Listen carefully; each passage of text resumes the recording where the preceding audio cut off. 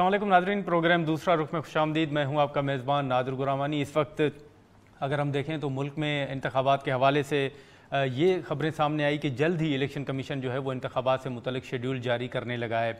सियासी जमातों ने इलेक्शन कमीशन से मुलाकात की और मुलाकात के बाद पुरुम्मीद नज़र आई कि जल्द ही इलेक्शन कमीशन की जानिब से शेड्यूल जो है वो बाज़ाब्ता तौर पर जारी कर दिया जाएगा और हल्का बंदियों के हवाले से जो टाइम था उसको भी कम कर दिया गया। लेकिन ताहाल इलेक्शन कमीशन की जानिब से इस तरह का कोई फ़ैसला सामने नहीं आया। दूसरी तरफ अगर हम देखें तो मुल्क में महंगाई और बिजली के बिलों के ख़िलाफ़ एक एहतजाज जो है वो काफ़ी दिनों तक जारी रहा। जमात इस्लामी की जानिब से हड़ताल की कॉल भी दी गई, लेकिन इसी के साथ साथ इस तमाम सूरत हाल के दौरान हमने देखा कि चीनी का जो बहरान है वो भी सामने आने लगा। एहसन इकबाल साहब को हमने देखा कि उन्होंने नवीद कमर पर मलबा डाला तो नवीद कमर ने ईसीसी पर मलबा डाल दिया। अब देखना यह है कि आने वाले दिनों में क्या आवाम को कोई रिलीफ मिल सकेगा या नहीं, या फिर जमात इस्लामी ने जैसे बिजली के बिलों के ख़िलाफ़ या महंगाई के ख़िलाफ़ जो हड़ताल की कॉल दी थी उसके बाद अब IPPs का इशू है, इंतखाबात का इशू है, अब ताहाल आवाम को रिलीफ नहीं मिल सका तो फिर आगे जमात इस्लामी की क्या हिकमत अमली होगी, हम बात करेंगे। अमीर जमात इस्लामी सेनेटर सिराजुल हक साहब हमारे साथ मौजूद हैं। बहुत शुक्रिया सर, आपने टाइम निकाला। इस वक्त अगर आप देखें तो मुल्क में महंगाई और बिजली के बिलों का मामला ताहाल मौजूद है और हमने देखा कि हुकूमत ने कहा है कि जब तक बिजली की चोरी नहीं रोकी जाती आवाम को शायद रिलीफ नहीं मिल सकेगा। तो आप बताएं कि अब इस मामले को आगे आप कैसे टैकल करेंगे? बिस्मिल्लाहिर्रहमानिर्रहीम। हम हुकूमत की इस मंतिक को, इस दलील को बिल्कुल तस्लीम नहीं करते। जो आज वफाकी मिनिस्टर ने कहा है कि जब तक बिजली की जो चोरी है उसके कहने के मुताबिक 588 अरब से ज़्यादा है, ये कंट्रोल नहीं होता तो हम बिल कम नहीं कर सकते। तो ये तो आपकी गलती है, इसमें आवाम का क्या कसूर है? एक आदमी है, दियानतदार है, मेहनत करता है, बर वक़्त बिल अदा करता है। अब आपके 220 अरब मुफ्तखोरे बैठे हैं आपके नाक के नीचे, इसलिए हम हुकूमत की इस मौक़िफ़ को मुस्तरद करते हैं और आज भी हमारा डिमांड है कि हमारी एहतजाजी तहरीक जारी रहेगी अगर आप लोग बिजली में कीमतों के इजाफे को वापस नहीं लेते। लेकिन सिराजुल हक साहब, इसमें मतलब आप देखें कि जो बिल मंजूर हुआ था निगरान हुकूमत के इख्तियारात में इजाफे का, आप समझते हैं कि जैसे अब बहुत से वुज़रा ऐसे हैं जो ये भी एक जवाब सामने रख रहे हैं कि निगरान हुकूमत के पास तो कोई इख्तियारात हैं नहीं, आप समझते हैं कि निगरान वज़ीर आज़म हो या फिर काबीना, उनके पास ये इख्तियारात हैं कि वो IMF के साथ बात करें और आवाम को रिलीफ दें? इस हवाले से बड़ी इख्तियारात हैं। 2 सितंबर को आवाम ने हड़ताल किया, 80 लाख दुकानदारों ने अपना दुकान बंद किया, कारोबार बंद किया, मार्केट्स बंद किए, छोटे छोटे गाँवों में भी दुकानात बंद थे। इसी को बेस बनाकर निगरान हुकूमत IMF के साथ दोबारा बात कर सकती है कि इस पूरे मुआहदे पर नज़रसानी की जाए। फिर इसी को बुनियाद बनाकर IPPs के कंपनियों के मालिकान से भी बात कर सकती है हुकूमत। हमारा तो ख्याल था कि सारे बाहर के लोग हैं, लेकिन अभी तो पता चला कि इसमें ज़्यादातर पाकिस्तान के अपने पाकिस्तानीज़ हैं, लेकिन वो माफियाज है, कुछ एक पार्टी में, कुछ दूसरे पार्टियों में, कुछ तीसरे पार्टियों में, उनके साथ दोबारा बात करने की ज़रूरत है। तो मैं इस मंतिक को नहीं मानता हूं कि हुकूमत कहती है कि हमारे साथ इख्तियारात नहीं है। अगर 15 सितंबर को आपने 20 रुपये फी लीटर पेट्रोल में इजाफा किया, आपके साथ इख्तियार नहीं था तो ना करते, इख्तियार नहीं थे तो ये भी ना करते। आपने 18 रुपये फी लीटर डीजल की कीमत में इजाफा किया, आपने 38 रुपया फी किलो LPG की कीमत में इजाफा किया, बिजली की कीमतों में इजाफा किया। तो इजाफा करने के लिए आपके साथ इख्तियार है और कम करने के लिए इख्तियार नहीं है, ये कौन मानेगा? हम तो नहीं मानते।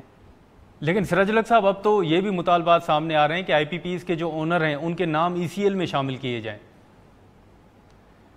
इनका नाम बिल्कुल ECL में शामिल किया जाए तो कौमी मुजरिम है, ये भी मुजरिम है, और जिन लोगों ने इनके साथ मुआहिदा किया वो भी मुजरिम है। हमारे मालूमात के मुताबिक इसने जो डॉक्यूमेंट्स बनाए हैं वो भी फ्रॉड है, और बिजली की जो प्रोडक्शन ये शो करते हैं वो भी असल में नहीं है। पेमेंट हुकूमत ज़्यादा करती है और असल में जो उसकी प्रोडक्शन है उस मकदार में नहीं है।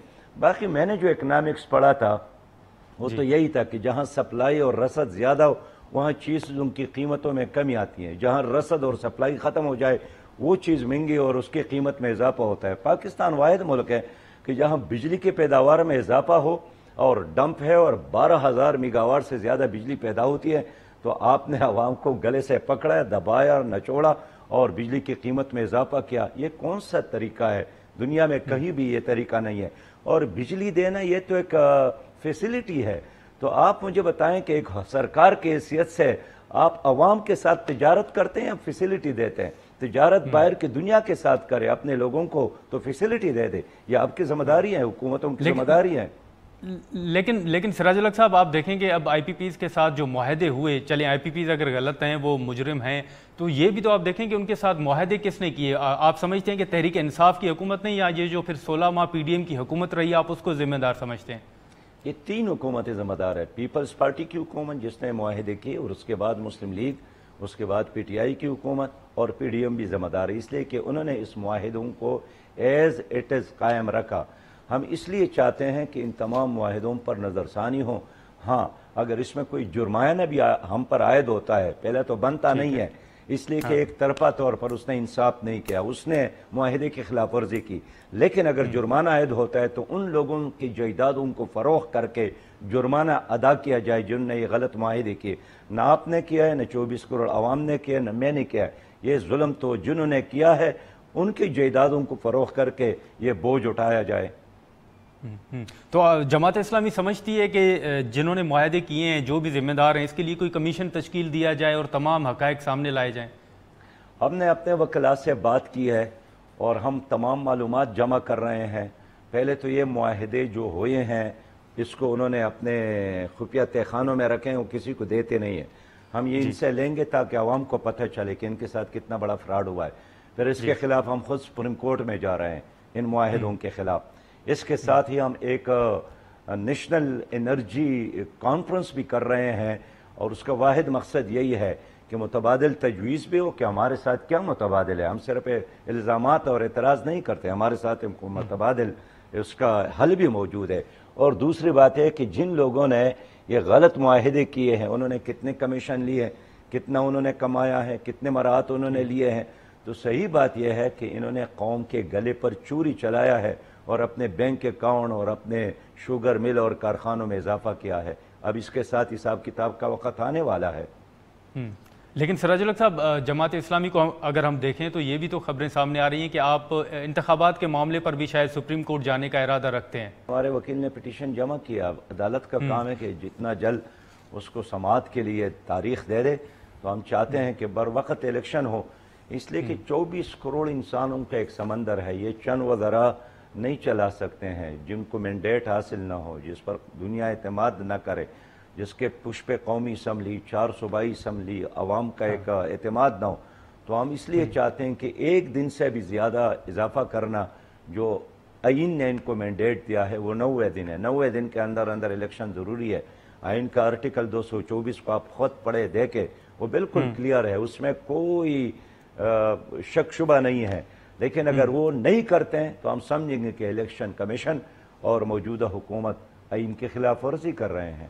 نہیں، لیکن سراج الحق صاحب، آپ نے تو جو جماعت اسلامی کا ڈیلیگیشن تھا اس نے ملاقات بھی کی الیکشن کمیشن سے، چیف الیکشن کمشنر کے ساتھ. تو آپ کیا یہ سمجھا جائے کہ الیکشن کمیشن کے موقف کے ساتھ آپ متفق نہیں تھے، اس لیے آپ سپریم کورٹ جا رہے ہیں؟ اصل میں اس وقت بھی الیکشن کمیشن نے کوئی ڈیٹ نہیں دیا کہ میں فلاں تاریخ کو، حالانکہ آئین میں بالکل موجود ہے.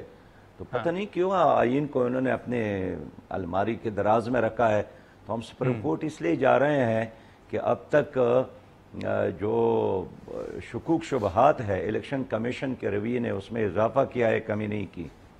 اچھا، تو یہ لیکن سراج الحق صاحب اگر ہم دیکھیں تو خود سیاسی جماعتیں جو ہیں وہ بھی تو کسی ایک مطالبے پر متفق نظر نہیں آتی. جیسے پیپلز پارٹی کہہ رہی ہے کہ حلقہ بندیوں کو چھوڑ دیں، نون لیگ کہہ رہی ہے کہ نہیں حلقہ بندیاں ہونی چاہیے، ایم کیو ایم کہہ رہی ہے حلقہ بندیاں ہونی چاہیے. تو آپ نہیں سمجھتے کہ خود اس معاملے پر جو سیاسی جماعتیں ہیں ان میں بھی بہت بڑی ڈیویژن ہے؟ کمال تو یہی ہے نا کہ انہی پارٹیوں نے جو 13 جماعتی اتحاد تھا پی ڈی ایم، انہوں نے طریقہ ایسا بنایا کہ ڈیجیٹل مردم شماری تو ہو گئی، تو ہونا تو چاہیے تھا کہ اگلے دن یہ سی سی آئی کا اجلاس بلاتے، مشترکہ مفادات کونسل کا اجلاس بلاتے. لیکن انہوں نے 6 مہینے لیٹ کیا، اور جب جانے کا وقت آئے تو جلدی جلدی میں اجلاس بلایا. اور پھر اجلاس میں مسلم لیگ نے بھی اور پیپلز پارٹی نے یہی طے کیا کہ ہاں حلقہ بندی ہو. پھر جب اجلاس کے باہر پیپل پارٹی والے آ گئے پھر انہوں نے کہا کہ نہیں حلقہ بندیوں کے بغیر الیکشن ہو. ہم یہ کہتے ہیں کہ الیکشن ڈیلے کرنے میں مسلم لیگ کا بھی ہاتھ ہے اور خود پیپل پارٹی کا بھی ہاتھ ہے. اس لیے ہم چاہتے ہیں کہ عدالت اب اس میں رہنمائی کر لے, کلیئر آرڈر دے دے کہ آئین نے جس طرح لکھا ہے, جس طرح موجود ہے, اتنے دن ہیں, اس کے اندر الیکشن کا انعقاد ضروری ہے. اور ہم چاہتے ہیں کہ سپریم کورٹ اب الیکشن کمیشن کو واضح ایک ڈیڈ لائن دے کہ اس تاریخ تک آپ الیکشن ڈیٹ اناؤنس کر لیں. ٹھیک ہے, لیکن آپ سمجھتے ہیں کہ جو سی سی آئی نے منظوری دی یا جو جماعتیں اس میں شامل تھیں ان کی یہ بہت بڑی غلطی ہے کہ اینڈ ٹائم پر جب حکومت ختم ہونے والی تھی تو مردم شماری کی منظوری دی انہوں نے؟ آپ سمجھتے ہیں کہ یہ بہت بڑی غلطی تھی ان کی؟ یقیناً یہ ان کی غلطی تھی. اصل میں یہ مردم شماری بھی ایسا نہیں ہے کہ بالکل 100% شفاف ہو, اس پر بھی بہت زیادہ بہت سارے تحفظات ہے. تو یہ ایک پنڈورا بکس ہے, اگر ایک بار یہ کھل گیا تو شاید دوبارہ مردم شماری میں مزید بہت بڑا عرصہ لگے گا. تبھی تو ہم چاہتے ہیں کہ مردم شماری کے جو موضوعات ہیں یہ ہم ڈسکس کرتے رہیں گے, جہاں جن کے تحفظات ہے کہ ہمارے آبادی زیادہ تھی, کم شو کی گئی اور بے انصافی کی گئی, سیٹ کم ہو گئی. لیکن سراج الحق صاحب پیپلز پارٹی کیوں مانی؟ ان کے تو بہت بڑے تحفظات تھے. وہ تو پرائم منسٹر کو 3 مرتبہ خطوط لکھے انہوں نے, تاج حیدر کے بیانات آتے رہے. پھر آپ کی نظر میں انہوں نے یہ کمپرومائز کیوں کیا, یہ سمجھوتا کیا آپ کو لگتا ہے؟ بس اس وقت سی سی آئی کے اجلاس میں شریک ہو کر شاید ان نے کسی پریشر کے تحت تو یہ کیا ہوگا یا ان کا موقف یہی تھا, یہ تو خود بتا سکتے ہیں. لیکن بہرحال ایک 2 رویے سامنے آ گئے. ایک سی سی آئی کے اجلاس میں کچھ اور رویہ تھا, باہر آ کر ان کا رویہ کچھ اور ہے.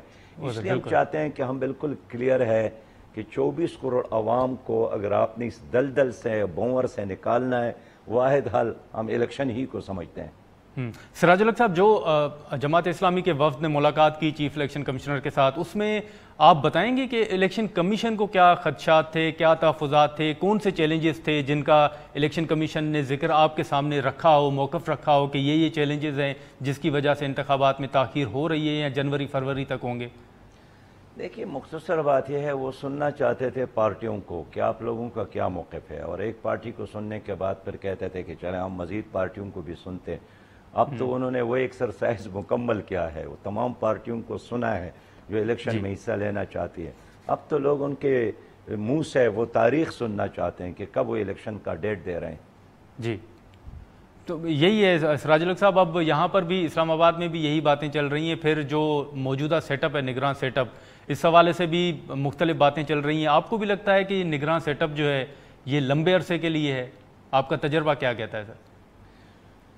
میں یہی چاہتا ہوں کہ یہ لمبے عرصے کے لیے نہ ہو, اس لیے کہ لمبے عرصے کے لیے یہ آئیں گے یا سوچیں گے یا کام کریں گے تو مسائل بھی بڑھیں گے. اس وقت دیکھیں ملک میں شدید بدامنی ہے, پورا سن اس وقت اغوا برائے تاوان ایک زبردست کاروبار بن گیا ہے. خیبر پختونخوا بالکل ایک آگ کے نیچے لوگ زندگی گزار رہے ہیں.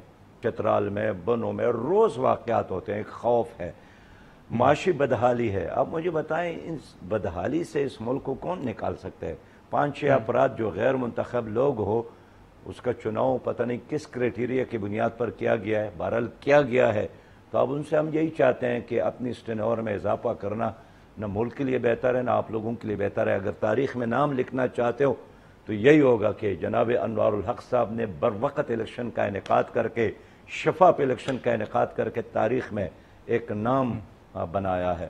لیکن اگر آپ نے ادھر ادھر کے بہانے بنا کر اضافہ کرنے کی کوشش کی تو لوگوں کی شکوک اور شبہات ہے اس کو مزید تقویت ملے گی. لیکن سراج الحق صاحب, اسی پہ اگر ہم بات کریں تو آپ نے جیسے ہم نے جماعت اسلامی کی جانب سے جو اسٹرائک کی ایک کال دی گئی تھی اس کا بھی ہم نے ذکر کیا, لیکن اسی بحران کے دوران آپ نے دیکھا کہ چینی ایکسپورٹ کرنے کا معاملہ بھی سامنے آیا. احسن اقبال صاحب نے کہا کہ یہ تو نوید قمر صاحب کے پاس تھی منسٹری, وہ ذمہ دار ہیں. انہوں نے کہا کہ نہیں, اکیلے وزیر کا کام نہیں ہوتا, سی سی آئی نے منظوری, ای سی سی نے منظوری دی تھی. آپ کیا سمجھتے ہیں یہ جو بجلی کے بعد اب چینی کا جو بحران ہے, یہ ذمہ دار اس کا آپ کس کو سمجھتے ہیں؟ دیکھیے جن 2 ساتھیوں کا نام لیا وزراء کا, دونوں بہت زیادہ یعنی معقول آدمی ہیں, دونوں نے سچ کہا ہے. اگر احسان اقبال صاحب نے کہا ہے کہ جو چینی کا بحران ہے اس میں ہاتھ ہے پیپل پارٹی کا, نوید قمر کا, تو انہوں نے بالکل ٹھیک کہا. حسن اقبال بہت ذمہ دار آدمی ہے, باخبر آدمی ہے, اور وہ بہت اہم وزارت چلا رہے تھے. لیکن اگر نوید قمر نے کہا کہ یہ غلطی یا یہ جرم یا یہ سب کچھ جو ہوا ہے جس کا نقصان عوام کو ہوا ہے, یہ ہم نے اکیلا نہیں کیا ہے, اس میں مسلم لیگ بھی ہمارے ساتھ شریک ہے, تو نوید قمر نے بھی ٹھکا ہے. دونوں نے بالکل صحیح گواہی دی اور ہمارے موقف کی تصدیق کی کہ پی ڈی ایم ہو یا اس سے پہلے کی حکومتیں, یہ شوگر مافیاز اور لینڈ مافیا, ڈرگ مافیا, یہ کرپ اشرافیہ, انہوں نے ان کو ارغمال بنایا ہے, ان کو اسی طرف لے چلے ہیں جس میں انہوں نے کمایا اور عوام لوز کر گئے, عوام کو خسارہ اور نقصان اٹھانا پڑا.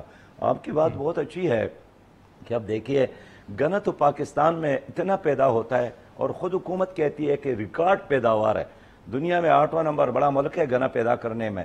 تو یہاں تو شوگر بالکل چینی جو ہے 20 روپیہ کلو ہونی چاہیے, اور اس کا جو اصل پیداوار ہے 1 من گنے سے آپ کتنا کلو چینی نکالتے ہیں, اور 300 روپے پر آپ 1 من لیتے ہیں, 1 من گنا زمیندار سے, اس وعدے پر کہ ہم 90 روپے پر بیچیں گے, لیکن 300 روپے فی من کاشتکار سے تو لیا اور آپ فروخت کرتے ہیں 1 کلو 200 روپیہ اور 215 روپیہ.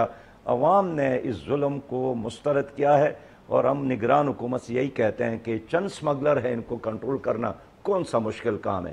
ناظرین یہاں پر ایک شارٹ بریک لیتے ہیں اور بریک کے بعد ہم سراج الحق صاحب سے یہیں سے گفتگو دوبارہ شروع کریں گے.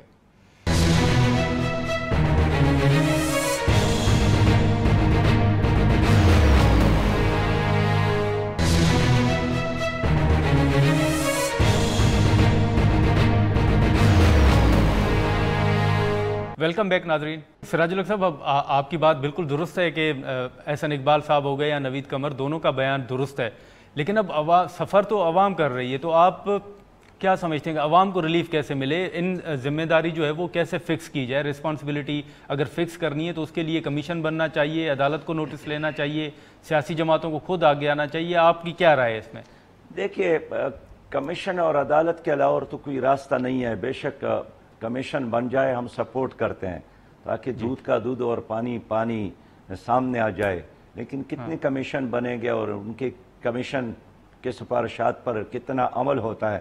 پاکستان میں کمیشن کی تاریخ بھی بہت پور ہے اور بہت تلخ تجربہ ہے, اور وہ ساری رپورٹس اگر آپ دیکھیں تو وہ الماری کی زینت بن جاتی ہے, اس سے عوام کو کوئی فائدہ نہیں ہوتا ہے. یہ ضرور ہوتا ہے کہ کمیشن میں جو لوگ شامل ہوتے ہیں ان کی بھی کچھ تنخواہ لکھ جاتی ہے, ٹی آئی ڈی بن جاتی ہے. اس لیے میں چاہتا ہوں کہ لوگ خود ان کا احتساب کریں. 24 کروڑ عوام اس کھیل کو دیکھتے ہیں, اس تماشے کو دیکھتے ہیں, اور یہ ڈائریکٹ غریب آدمی کی جیب پر ڈاکہ ہے. اور یہ سیاسی برہمن ہے جو 1-2 سالوں کی بات نہیں ہے, 76 سالوں سے یہ عوام کو شودر سمجھتے ہیں, ان کو لوٹنا, ان کو نچوڑنا, ان کو دھوکہ دینا, یہ سمجھتے ہیں کہ یہی ہماری مہارت اور اسپیشلائزیشن ہے. میں اس لیے دیکھتا ہوں نہ عدالت ان کا احتساب کر سکتی ہے, نہ نیب والے ان کا احتساب, نہ FIA والے, نہ کوئی اور ادارہ. ان کا احتساب صرف ووٹ کے ذریعے ممکن ہے. اس لیے عوام سے ہم یہی چاہتے ہیں کہ ان لوگوں کا احتساب اب کے ووٹ کی طاقت سے کرے. لیکن سراج الحق صاحب, اب اگر آپ دیکھیں تو سیاسی جماعتیں, جماعت اسلامی کے بعد ہم نے دیکھا کہ عوام سڑکوں پر نکلی, اس کے بعد اب بزنس کمیونٹی کو اگر آپ دیکھ لیں تو ان کے بھی بڑے تحفظات سامنے آ رہے ہیں. آرمی چیف صاحب نے ملاقات بھی کی بزنس جو کمیونٹی ہے ان کے ساتھ. آپ اس ساری ملاقات کو یا اس کے بعد جو خبریں سامنے آ رہی ہیں اس پر کیا رائے رکھتے ہیں؟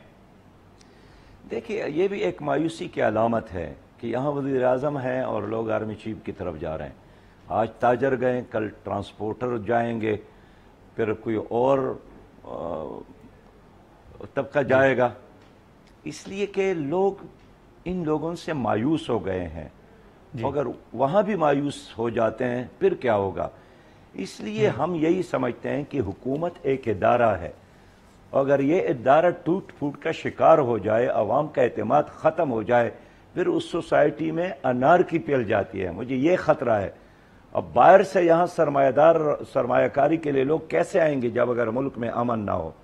امن کیسے قائم ہوگا جب کوئی حکومت نہیں ہو کہ وہ اونرشپ لے لے کہ ہاں یہ میری ذمہ داری ہے؟ اب تو کوئی بھی واقعہ ہو جائے, کوئی منسٹر اس پہ سٹیٹمنٹ بھی نہیں دیتا ہے کہ جناب یہ امن قائم کرنا ہماری ذمہ داری نہیں ہے. تو میں سمجھتا ہوں کہ ایک افراتفری کا ماحول ہے. اس افراتفری کو ایک ٹریک پر لانے کے لیے, قوم کو منظم کرنے کے لیے, امید کی شمع ان کے ہاتھوں میں تمانی کے لیے قوم پر اعتماد کرنے کی ضرورت ہے۔ میں قوم کو مایوس کرنے کی بجائے امید کی شمع دلاتا ہوں کہ امید اس قوم میں ہے۔ سچی بات یہ ہے کہ پاکستان جیسا قوم کہیں بھی نہیں ہے۔ اتنے خطرناک سیاستدان اگر کسی اور ملک میں ہوتا تو ملک کا نقشہ ہی بگڑ جاتا، ختم ہو جاتا۔ یہ قوم تو پھر بھی سلامت اور زندہ ہے، سانس لے رہی ہے، جاگ رہی ہے۔ لیکن سراج الحق صاحب، بزنس کمیونٹی سے میٹنگ کے بعد آپ نے بھی دیکھا ہوگا مختلف خبریں بھی سامنے آئیں، موتی والا صاحب نے باتیں کیں اور ان کا یہ بیان ہے کہ آرمی چیف صاحب نے کہا کہ کوئی بھی سیاسی جماعت جو ہے وہ پاکستان کے ساتھ، ملک کے ساتھ مخلص نہیں ہے۔ اس کے علاوہ بھی بیانات جو ہے وہ سامنے آتے رہے۔ آپ بطور جو سینئر سیاستدان آپ کیا دیکھ رہے ہیں کہ کون سا بیان تھا جو آپ کو لگا کہ یہ مناسب نہیں ہے یا موتی والا صاحب کو نہیں کرنا چاہیے تھا، یا آرمی چیف صاحب نے نہیں کہا ہوگا، وہ غلط اس کی تشریح کی ہے انہوں نے؟ نہیں، اب اگر آرمی چیف خود وضاحت کرے وہ زیادہ مناسب ہوگا۔ اس نے بات کی ہے یہ وہ بتا دے، بات نہیں کیا یہ بھی وہ بتا دے۔ ہم نے تو صرف موتی والا کی ایک بات سنی ہے کہ اس نے وہ کہا اور اس نے یہ کہا، اس نے یہ کہا اور اس نے یہ کہا، اس نے جو کچھ بھی کہا ہے۔ لیکن اگر اس نے یہ کہا ہے کہ ہم تجارت کو بہتر بنائیں گے، ہم سمگلنگ کو کنٹرول کریں گے، تو یہ تو بالکل عین اس کا فرض ہے کہ سمگلنگ کنٹرول کرے، اس لیے کہ بارڈر پر سارے فورسز کے نوجوان ہوتے ہیں۔ اگر سمگلنگ یہاں کنٹرول ہوا تو میں سمجھتا ہوں کہ پاکستان میں اس وقت جو چینی بحران یہ ختم ہو سکتا ہے، آٹے کا بحران ختم ہو سکتا ہے۔ لیکن جب آپ کی چینی کی بوری پہلے چمن اور تورخم کو کراس کرتا ہے اور پھر آگے جا کر دریامو کو کراس کر کے تاجکستان تک پہنچ جاتا ہے، تو آپ کی چینی سے تاجکستان کے لوگ تو فائدہ اٹھاتا ہے، اور وہی چینی میٹھی چینی اس کا پیالہ یہاں لوگوں کے لیے اب زہر کا پیالہ بناتے ہیں۔ تو اس لیے حکومت چاہے، فوج چاہے تو ہمارے ان بارڈر پر بڑے آسانی کے ساتھ یہ سمگلنگ کو کنٹرول کر سکتے ہیں۔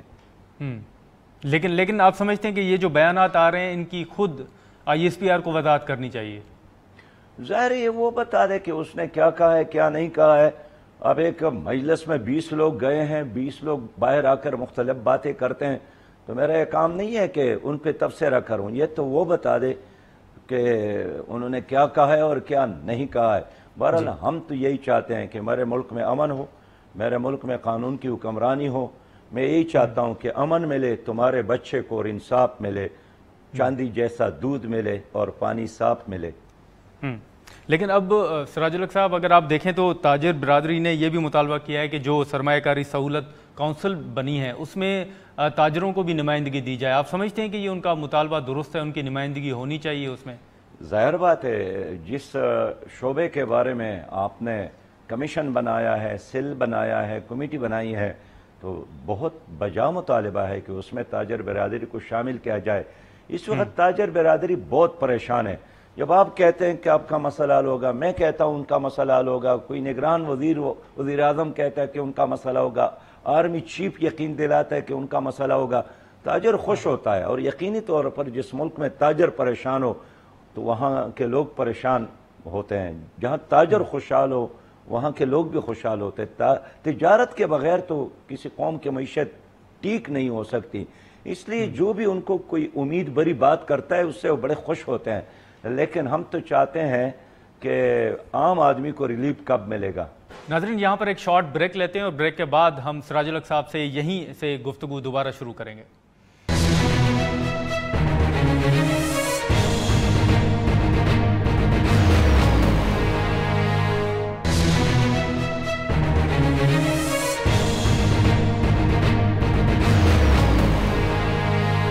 ویلکم بیک ناظرین۔ یہ آپ کتنا ویٹ کریں گے سراج الحق صاحب؟ مطلب جیسے ہم نے دیکھا کہ آپ نے اسٹرائک کی کال دی، پھر اب سپریم کورٹ آئی پی پیز کے معاملے پر بھی آپ جا رہے ہیں، تو آگے کی حکمت عملی آپ سپریم کورٹ تک ہی ہوں گے یا پھر آپ سڑکوں پر دوبارہ نکلنے کا ارادہ رکھتے ہیں؟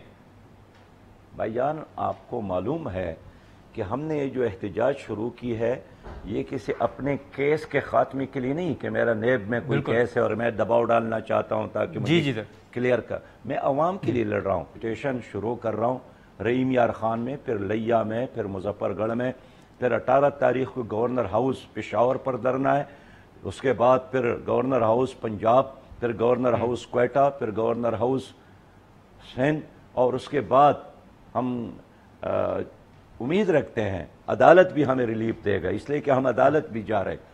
لیکن اگر عدالت نے بھی ریلیف نہیں دی، حکومت نے بھی اپنے فیصلوں پر نظر ثانی نہیں کی، تو پھر ہمارے ساتھ اور بہت سارے کارڈ موجود ہیں، لیکن ہم عوام کو تنہا نہیں چھوڑیں گے۔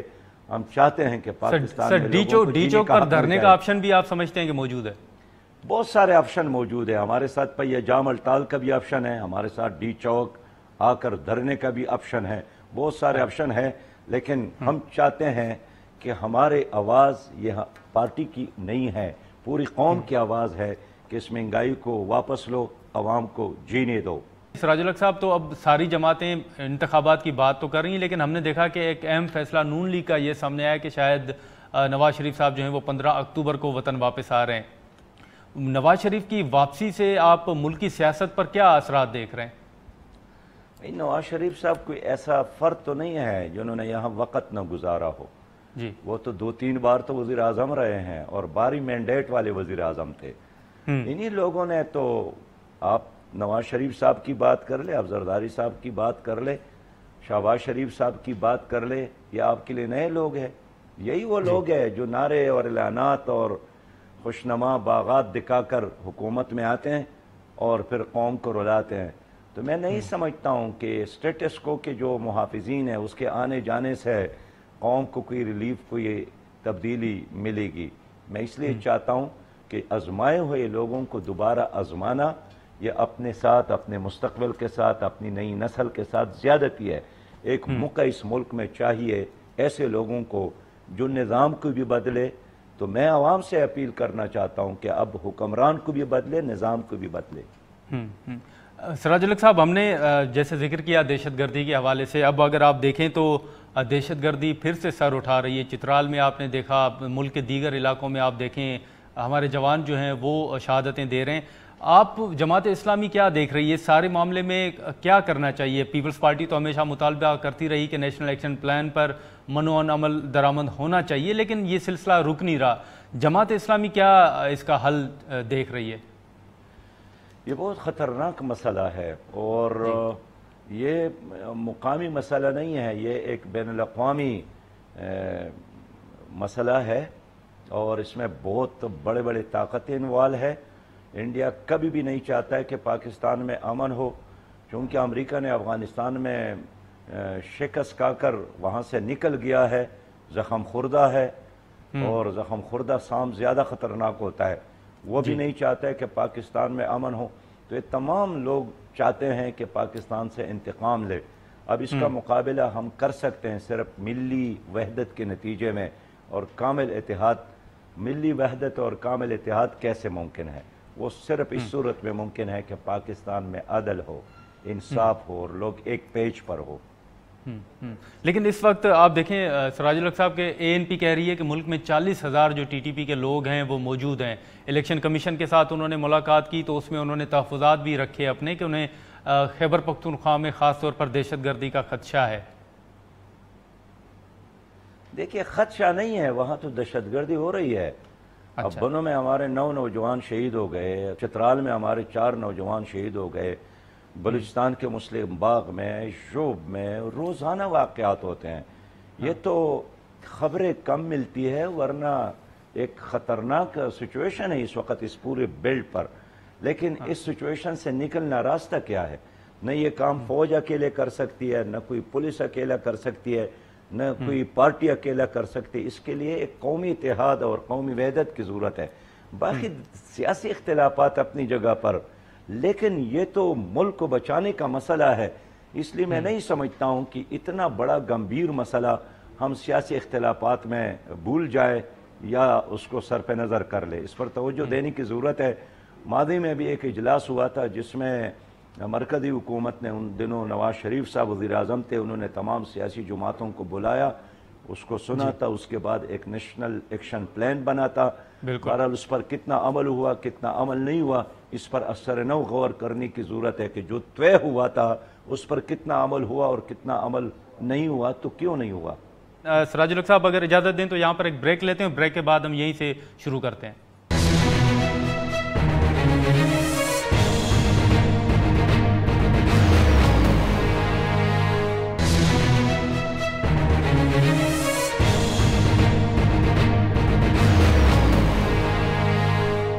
پروگرام میں دوبارہ خوش آمدید۔ سراج الحق صاحب، ہم بات کر رہے تھے کہ یہ جو ٹی ٹی پی کے ساتھ معاملہ ہے، اب اس پہ ہم نے دیکھا کہ مختلف آراء سامنے آ رہی تھیں۔ جماعت اسلامی کیا سمجھتی ہے کہ ٹی ٹی پی اگر پاکستان میں خیبر پختونخوا میں جیسے دعویٰ کیا جا رہا ہے کہ موجود ہے، یا جس کا خدشات ANP آپ لوگ ذکر کر رہے ہیں، آپ سمجھتے ہیں کہ ٹی ٹی پی کے ساتھ مذاکرات ہونے چاہیے؟ دیکھیے، مذاکرات ہو بھی گئے اور ناکام بھی ہو گئے، اور جو لوگ سمجھتے تھے کہ جنگ ہی مسائل کا حل ہے وہ بھی ناکام ہو گئے۔ جی، عام آدمی یہی چاہتا ہے کہ آپ جو بھی کرے مجھے امن دے دے، اور یہ حکومت کی ذمہ داری ہے، یہ اسٹیبلشمنٹ کی ذمہ داری ہے۔ اس لیے ہم سمجھتے ہیں کہ وہ اس پہ فوکس کر لے اور عوام کو ان لوگوں کے رحم و کرم پر نہ چھوڑے۔ ایک طرف آپ نے عوام سے اسلحہ چھین لیا، قبائلی علاقوں میں پہلے ہر آدمی اپنی حفاظت خود کرتے تھے، جب آپ نے ان کو ضم کیا اور وہاں کے جو اپنا ٹرائبل سسٹم تھا وہ بھی ختم ہو گیا، جرگہ سسٹم ختم ہو گیا، تو پھر جو وعدے ان لوگوں کے ساتھ کیے گئے تھے کہ ہم آپ کو امن کی ضمانت دیتے ہیں، سیکورٹی کی ضمانت دیتے ہیں، ان لوگوں کے ساتھ وعدے پورے کرے۔ اور میں سمجھتا ہوں کہ ان کو اعتماد دینے کی ضرورت ہے، ان کو دوبارہ مشاورت میں بلانے کی ضرورت ہے۔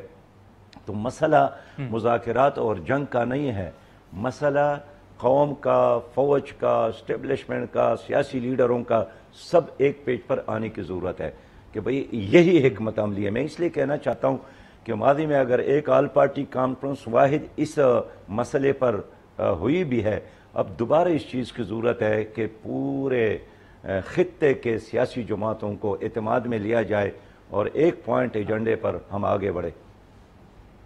ایک ون پوائنٹ ایجنڈے پر آپ سمجھتے ہیں کہ دوبارہ آل پارٹیز کانفرنس ہونی چاہیے جس میں تمام جماعتیں ہوں؟ یقیناً اس کے علاوہ کوئی چارہ نہیں ہے۔ آپ نے ہر چیز آزمائی نا جی، ہر چیز ناکام ہو گئی، تو یہ تو نہیں ہو سکتا ہے کہ ہم اپنے گلا پیش کر لے کہ بس چوری آپ کی اور جو بھی آپ چاہے، ہم اپنے آپ کو بچا لے، اپنے قوم کو بچا لے۔ لیکن قوم صرف ایک پارٹی کا نام نہیں ہے، نہ ایک فورسز کا نام ہے۔ قوم تو نام ہے کہ اسٹیبلشمنٹ بھی ہو، سیاسی جماعتیں بھی ہو، مل کر ایک پوائنٹ ایجنڈے پر کس طرح امن قائم ہو جائے۔ اس لیے کہ جتنے بھی نعرے اور اعلانات یہ لوگ کرتے تھے، مذاکرات کی بات کرتے تھے، جنگ کی بات کرتے تھے، وہ تمام چیزیں تو اس وقت ناکام ہو گئے۔ آپ نے مذاکرات کے بارے میں پوچھا تو کتنے بار مذاکرات تو ہو گئے، وہ بھی ناکام ہو گئے۔ پھر لوگوں نے کہا کہ نہیں مذاکرات نہیں کرتے، جنگ کرتے ہیں، تو وہ بھی ناکام۔ کرنا کیا ہے؟ اس پر دوبارہ سب لوگ مل کر بیٹھے اور ایک پوائنٹ پر ہم مشاورت کر لیں، قوم کے مستقبل کے خاطر، پاکستان کے خاطر۔ سراج الحق صاحب، جیسے ہم نے یہ بجلی کا معاملہ ہو گیا یا چینی کا معاملہ ہو گیا، اس میں تحقیقات کی ہم نے بات کی، آپ سمجھتے ہیں کہ جو ٹی ٹی پی کا معاملہ ہے، جیسے اس پر سوالات اٹھائے گئے، مختلف باتیں کی گئیں کہ ماضی میں مذاکرات ہوئے، کن لوگوں نے ان کو خیبر پختونخوا تک، سوات تک آنے کی اجازت دی، آپ سمجھتے ہیں کہ اس معاملے کی بھی تحقیقات ہونی چاہیے کہ اگر اس وقت جو ANP دعویٰ کر رہی ہے کہ 40,000 لوگ موجود ہیں، تو وہ آخر آئے کس طرح، کنہوں نے معاہدہ کیا، کنہوں نے مذاکرات کیے، ان کو بھی سامنے لایا جائے؟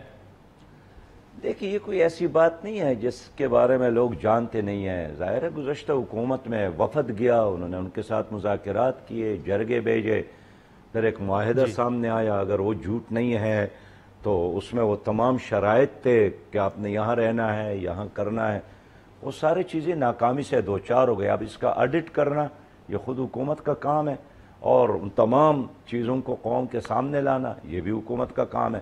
تو میں سمجھتا ہوں کہ نگران حکومت اچھی پوزیشن میں ہے کہ تمام سیاسی جماعتوں کو اعتماد میں لے کر ایک لائحہ عمل ترتیب دے، اس لیے کہ امن پر سیاست کرنا یہ بہت بری بات ہے۔ امن تو ایک انسانی مسئلہ ہے، ایک انسانی ضرورت ہے، پرندوں کو بھی امن کی ضرورت ہے، فصلوں کو بھی امن کی ضرورت ہے۔ اس وقت امن نہیں ہے۔ اگر حکومت ناکام ہو رہی ہے تو عوام کی تباہی ہے، اگر عوام کو حکومت اکیلا چھوڑتے ہے تو بھی تباہی ہے۔ اس لیے میں سمجھتا ہوں کہ بجائے اس کے کام انتظار کرتے ہیں کہ چلے اگر کوئی بہت بڑی تباہی آئی تو پھر بات کریں گے۔ 17 آپ کے خیبر پختونخوا میں چند دنوں میں خودکش حملے ہو گئے ہیں، بلوچستان میں، تو ترقی اور معیشت یہ بات کی بات ہے۔ پہلا امن ہے، امن قائم ہوگا تو معیشت بہتر ہوگی، معیشت بہتر ہو تو آپ ترقی کر سکتے ہیں۔ لیکن سراج الحق صاحب، اگر ہم سیاست پہ ایک بات کریں تو جو پرویز الہی صاحب کو اگر آپ دیکھ لیں یا دیگر جو رہنما ہیں وہ تحریک انصاف کے، یا دیگر بھی آپ دیکھ لیں، کہ وہ رہا ہوتے ہیں پھر گرفتار ہوتے ہیں، پھر رہا ہوتے ہیں پھر گرفتار ہوتے ہیں؟ آپ سمجھتے ہیں کہ یہ سلسلہ، یہ طریقہ درست ہے جو پرویز الہی صاحب کے ساتھ ہو رہا ہے وہ درست ہے؟ یقیناً ایک تماشا ہے، لوگ دیکھتے ہیں اور حیران ہوتے ہیں، لیکن ہم یہی بات کرتے ہیں کہ 9 مئی کے واقعے میں جو لوگ انوالو ہے ان کے ساتھ یقیناً احتساب ہونا چاہیے، اس لیے کہ اس کے نتیجے میں پاکستان دنیا میں ایک تماشا بنا تھا۔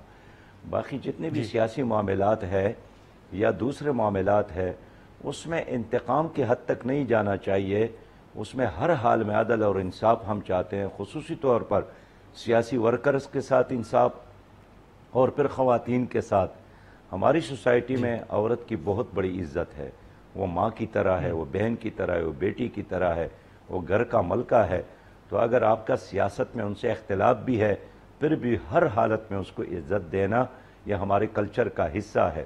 تو میں چاہتا ہوں کہ خود پرویز الہی نے بھی اپنے دور حکمرانی میں بھی کوئی اچھا ریکارڈ قائم نہیں کیا، اور آج جو کچھ ان کے ساتھ ہو رہا ہے وہ بھی لوگ اچھا فیل نہیں کرتے ہیں، اس لیے کہ انصاف وہ ہو جو لوگوں کو نظر آئے، اور کوئی عدالت اگر انصاف کے ساتھ فیصلہ کرتی ہے نا جی تو ان کی اصل طاقت وہ اعتماد ہے جو قوم کی طرف سے ان کو ملتی ہے۔ تو سراج الحق صاحب، آپ کون کون سے واقعات میں دیکھ رہے ہیں کہ وہ قانون کے مطابق کارروائی نہیں ہے بلکہ وہ سیاسی انتقام ہے؟ کون کون سے واقعات ہیں جن کو آپ سیاسی انتقام سمجھتے ہیں؟ میرے بس میں یہ نہیں ہے کہ اب میں آپ کو گن لوں اور کہ یہ اس میں زیادہ، اس لیے کہ تمام کیسز عدالتوں میں ہیں۔ اب اگر عدالتوں میں کوئی کیسز ہے بھی اس پر ڈسکشن کرنا ویسے بھی عدالت کی توہین میں آتی ہے، اگر عدالت نے سیریس لیا آپ کو کہ آپ نے پوچھا کیوں ہے کہ ایک کیس عدالت میں اور آپ نے اس پر تبصرہ کیا ہے، اس لیے میں لیکن ٹھیک ہے سراج الحق صاحب، اس سے ہٹ کے اگر ہم نے جیسے مختلف باتیں کی، ہم نے یہ بھی ایک نقطہ اٹھایا کہ جو سیاسی جماعتیں ہیں وہ خود ایک نقطے پر متفق نظر نہیں آتی۔ آپ کی نظر میں آپ کیا رائے دیں گے، آپ کیا تجویز دیں گے کہ تمام سیاسی جماعتوں کو ایک نقطے پر آنے کے لیے، جو سیاسی عدم استحکام ہے اس کو ختم کرنے کے لیے، استحکام پیدا کرنے کے لیے وے فارورڈ کیا ہونا چاہیے آپ کی نظر میں؟ ایک ہی لائن، ایک ہی لفظ، اور وہ ہے الیکشن کے لیے ایک متفقہ تاریخ اور شفاف الیکشن کے انعقاد پر اتفاق۔ یہی تمام سیاسی جماعتوں کا ایک مشترکہ نقطہ ہو سکتا ہے، اس پہ ہمیں آپس میں ڈائیلاگ کرنا چاہیے اور ہمارا ارادہ بھی ہے۔ ٹھیک ہے سراج الحق صاحب، بہت شکریہ سر، آپ نے ٹائم نکالا۔ ناظرین، سراج الحق صاحب کی گفتگو آپ نے سنی، آج کے پروگرام میں اتنا ہی، اجازت دیجیے، اللہ حافظ۔